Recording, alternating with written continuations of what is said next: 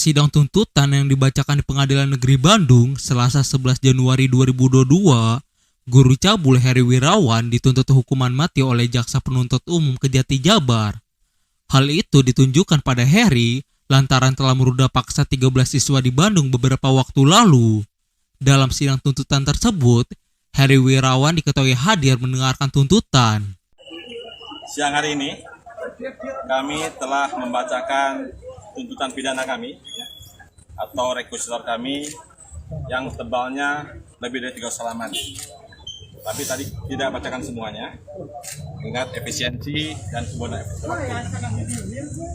Dari rekusitor kami itu, ada beberapa yang disampaikan bahwa pertama kami menyimpulkan perbuatan terdakwa ini sebagai kejahatan sangat serius.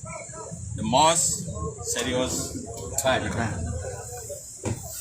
Ada beberapa argumentasi, ada beberapa kemudian pertimbangan mengapa kami menggolongkan kejahatan terdakwa sebagai the most serious crime. Pertama, mengacu kepada Konvensi PBB menentang penyiksaan, hukuman yang tidak manusiawi, di mana perbuatan terdakwa itu termasuk dalam kategori kekerasan seksual. Ya, itu yang pertama.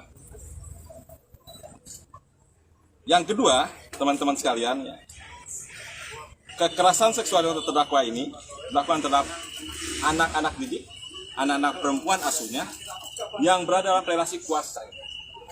Jadi anak-anak berada pada situasi dan kondisi yang tidak berdaya karena berada dalam tekanan pelaku, dalam kemudian kedudukan pelaku selaku pendiri, pengasuh, sekaligus pemilik pondok pesantren. Yang kedua. Ketiga, teman-teman sekalian, kekerasan seksual terdakwa ini itu berpotensi membahayakan kesehatan anak-anak perempuan, terutama kalian ini di usia di bawah 17 tahun. Data menunjukkan, bukan saja kemudian membahayakan kesehatan fisik daripada anak perempuan yang hamil atau melahirkan di usia dini, tetapi juga berisiko menularkan penyakit HIV, karsinoma serviks atau kanker serviks, dan kemudian juga meningkatkan angka morbiditas dan mortalitas.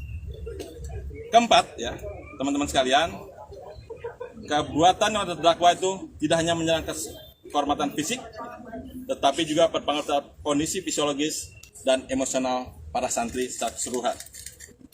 Kita tahu bahwa menurut Violence Prevention Initiative tahun 2009, kekerasan yang oleh korban itu berbagai jenisnya akan mempunyai perkembangan kognitif, sosial, emosional, dan fisik korban.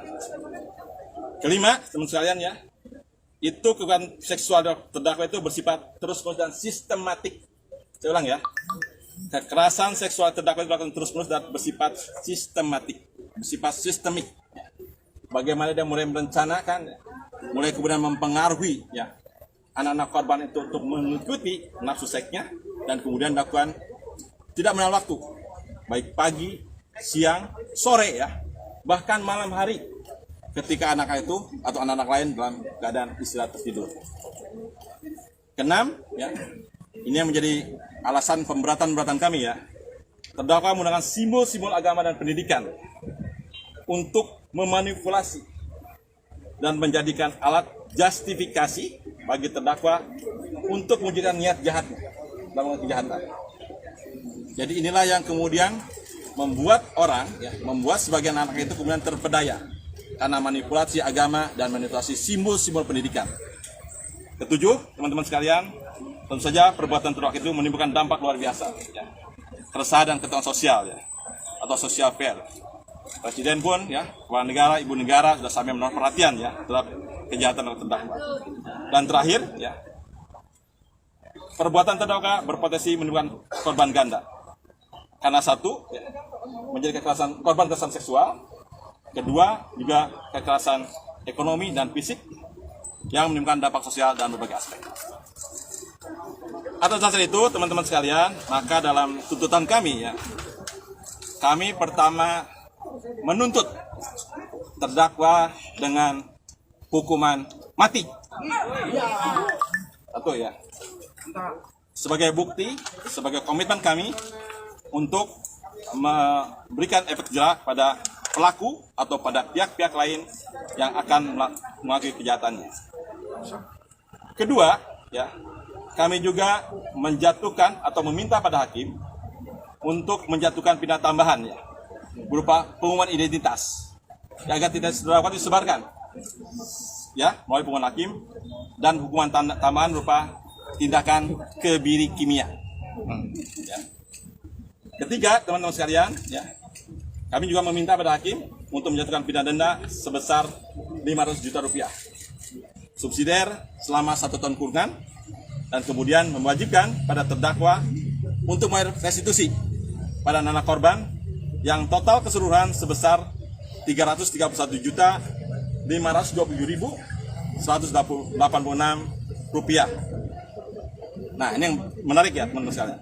Kelima, kami juga meminta pada hakim untuk membekukan, mencabut, dan membubarkan Yayasan Yatim Piatu Manurul Huda, kemudian Parakan Saat, ya, kemudian Madani Boarding School, Pondok Pesantren Tafiz Madani, Yayasan Manurul Huda Komplek Bagasatwa, ya, dan kemudian merampas harta kekayaan aset terdakwa, baik berupa tanah dan bangunan, pondok pesantren, dan aset kekayaan terdakwa lainnya, baik yang sudah disita maupun yang belum disita, untuk dilelang, ya, dan hasilnya serahkan pada negara, SECU pemerintah Provinsi Jawa Barat. Ya. Yang selanjutnya digunakan untuk biaya sekolah anak-anak plus bayi-bayinya dan kehidupan kelangsungan hidup daripada mereka. Kemudian berikut, teman-teman sekalian, kami juga meminta pada hakim untuk merampas barang bukti berupa sepeda motor milik terdakwa Yamaha Mio, ya, warna hitam, untuk melakukan pelelangan, dan hasilnya diserahkan pada negara, SECU pemerintah Provinsi Jawa Barat, untuk digunakan untuk biaya sekolah dan keberlangsungan hidup korban dan anak-anaknya. Ya.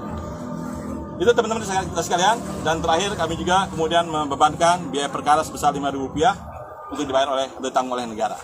Ya.